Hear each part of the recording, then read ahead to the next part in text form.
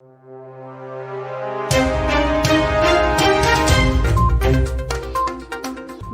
to VARINDIA News Hour. The US suspends Mastercard and Visa in Russia. What does it mean? Visa and Mastercard are suspending their Russian operations as per a statement, and they would no longer handle card operations pertaining to sanctioned Russian banks.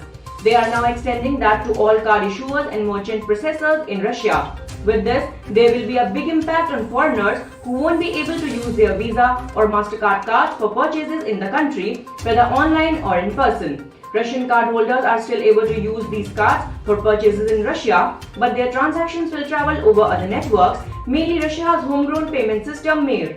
MIR is a Russian payment system for electronic fund transfers established by the Central Bank of Russia under a law opted on 1 May 2017. The system is operated by the Russian National Card Payment System RU, a wholly owned subsidiary of a Central Bank of Russia. Russian cardholders won't likely be able to use their Visa or Mastercard branded cards outside the country. All transactions initiated with Visa cards issued in Russia will no longer work outside the country, Visa said in a statement. Western financial institutions have moved rapidly to sever ties with Russia, in some cases going well beyond sanctions on the country's biggest bank. Their moves have hobbled the country's economy and cut off Russian citizens and companies from the global financial system. On the surface, it looks like a brilliant move to cripple financial transactions of Russia, but scratch the surface and it will actually mean that the US will weaponize its corporations on countries not on the same page with them.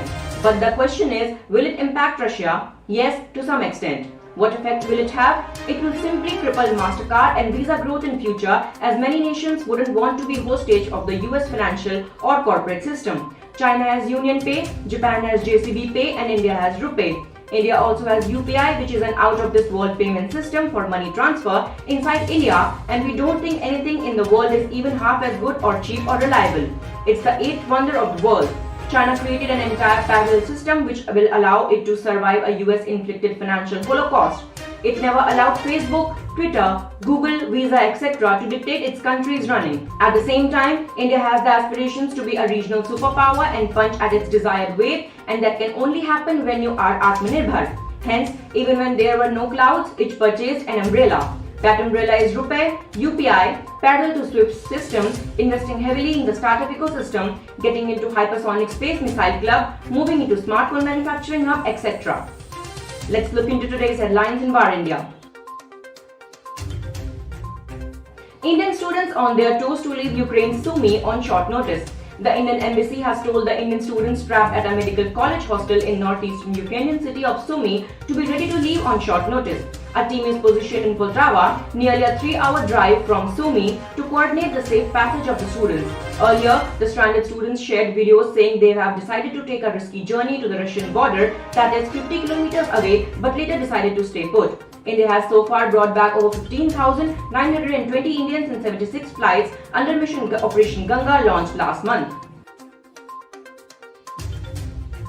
CredAvenue becomes the fastest fintech startup to turn unicorn in India. CredAvenue has raised $137 million in a Series B round led by Insight Partners, B Capital Group and Dragonair, valuing the online debt marketplace at $1.3 billion within 18 months of formation, the fastest a fintech startup had turned a unicorn in the country. CredAvenue makes it easier for firms to access the debt market to raise funds, secure loans, and also helps banks and non-banking finance companies to lend as well as track the loans. It plans to use the funds to expand its business in India along with key global markets and will also deepen its technological capabilities.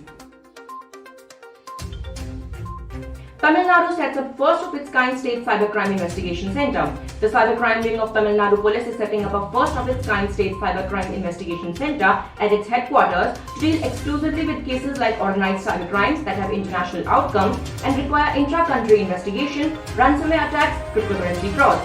Along with social media abuses, it will also handle those cases where the complainant and suspect jurisdictions cannot be defined and cases pertaining to victims belonging to more than one jurisdiction.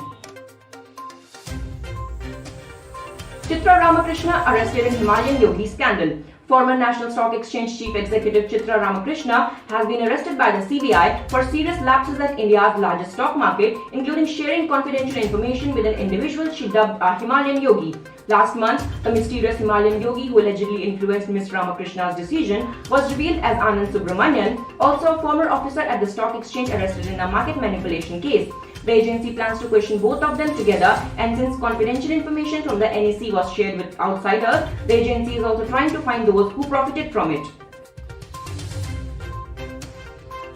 GST Council to raise 5% tax slab to 8%.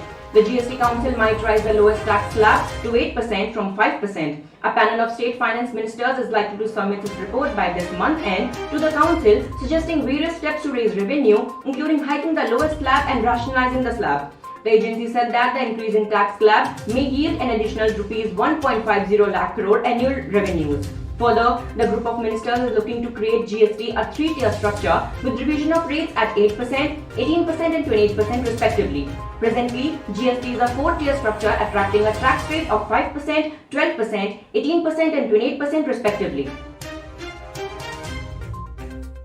That's all for now. Please like, share, comment and subscribe to VARINDIA News magazine. You can download the VARINDIA app from Google Play Store and Apple App Store for the latest news and updates. Stay tuned. Thank you.